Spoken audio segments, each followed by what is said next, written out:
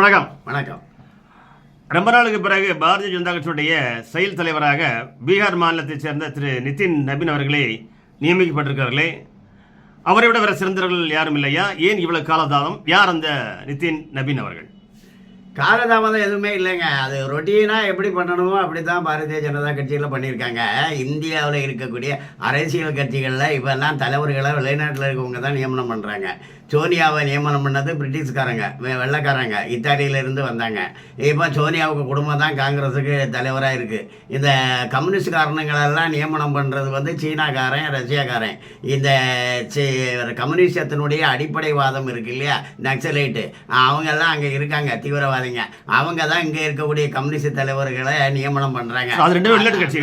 ஆமாம், இவன் கம்யூனிஸ்டே வெளிநாடு கட்சி தானே, வெளிநாடு கட்சி தான். இப்போ காங்கிரஸும் வெளிநாட்டு கட்சி தான். அவங்க வெளிநாட்டில் இருக்கவங்க நியமனம் பண்ணி சோனியா குடும்பம் தான் இப்போ காங்கிரஸ்ல தலைமை குடும்பமாக இருக்குது. அதே போல திமுக இருக்கு, அகிலேஷ் யாதவ் இருக்கு, லாலு பிரசாத் இருக்கிறாரு. எல்லாம் குடும்பம் சுல்தான் மாதிரி. அதெல்லாம் முஸ்லீம் மன்னர்கள் இருப்பாங்க, கீழே சுல்தான்களை வச்சிருப்பானுங்க. முஸ்லீம் மன்னன் பெரிய குடும்பம் பண்றவன் சுல்தான், அங்கங்கே சில்லற குடும்பம் எல்லாம் பண்றவன் தான் சுல்தான். அதே போல சுல்தான்கள் எல்லாம் மாநில அளவில் இருக்காங்க. அந்த பக்கம் மம்தா பானர்ஜி இருக்காங்க, மருமகனை கொண்டு வராங்க, அவங்களுக்கு பையன் இல்லைங்கிறதுக்கு. அதே நேரத்தில் பீகாரில் நிதிஷ்குமார் பிஜேபி கூட்டணியில் இருக்கார் பாருங்க, அவருக்கு ஒரு பையன் இருக்கான். இந்த பையனை அவர் அரசியலுக்கு கொண்டு வரவே இல்லை. எல்லாம் கொண்டு வாங்க அரசியலில் அவங்க பையனை முன்னிறுத்துங்க அப்படின்ட்டு அங்கே உள்ளவங்க எல்லாம் கேட்குறாங்க. அவர் வேண்டாங்கிறாரு. அப்போது ஒரு தலைவருடைய மகனோ மகளோ அரசியலில் இருக்கலாம், ஆனால் அவங்க குடும்பம் தான் அந்த அரசியலையே கையாளும்.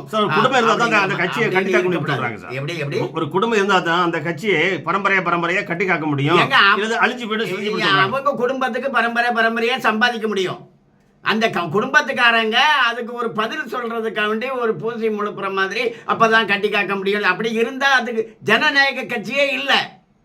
அந்த குடும்பம் இருந்தாதான் காப்பாற்ற முடியுங்கிற நிலை இருந்தால் அது ஜனநாயகம் இல்லை, அது குடும்ப ஆட்சி, அது அரசு ஆட்சி. ஆக நாம இப்போ அரசு ஆட்சியில இருந்து ஜனநாயகத்துக்கு மாறி இருக்கோம்ல. அதனால பிஜேபியை தவிர்த்து வேற எந்த கட்சியுமே ஜனநாயக கட்சி இல்லை. நிதின் நபீனுக்கு வயசு 45. இப்போ இந்தியா இளமையாக உருமாறி இருக்கிறது, முன்னேறி இருக்கிறது. இந்தியா இப்போது துடிப்புத்தன்மையோடு விளங்குகிறது. அப்படிங்கிறது தான் தேசிய தலைவர் நிதின் நபீன் அவர்களுடைய நியமனம் நமக்கு காட்டுகிறது. இது ரொட்டீனா நடக்கிறது தான்.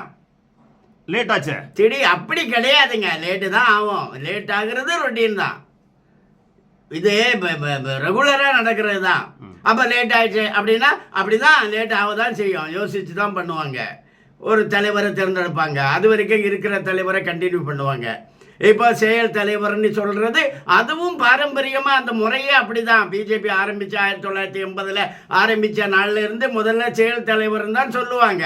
ஒருத்தரை நியமனம் பண்ணுப்போ ஒரு 2 மாசம் பிராக்டிஸ், அப்புறமா அவர் தலைவர் ஆவார். தலைவரை அங்கீகரிப்பாங்க. அது இப்ப இன்னும் ஒரு மாசத்துல பண்ணுவாங்க.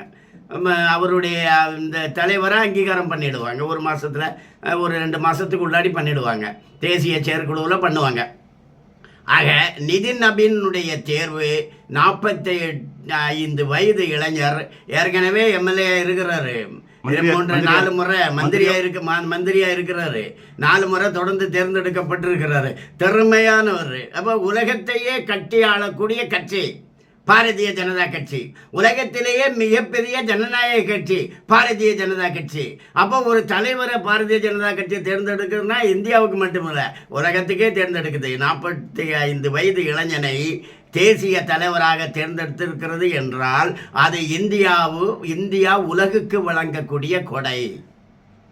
அப்படி அப்போ இந்தியாவில் பாரதிய ஜனதா கட்சி மட்டும்தான் ஜனநாயக கட்சி.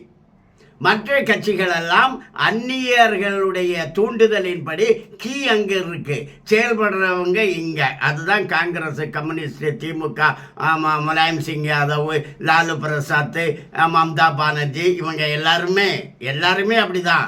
ஆனா பாஜக மட்டும்தான் நாட்டுக்கான கட்சி, உலகத்துக்கான கட்சி, ஜனநாயக அமைப்பு பாரதிய ஜனதா கட்சி மட்டும்தான். நன்றி, வணக்கம்.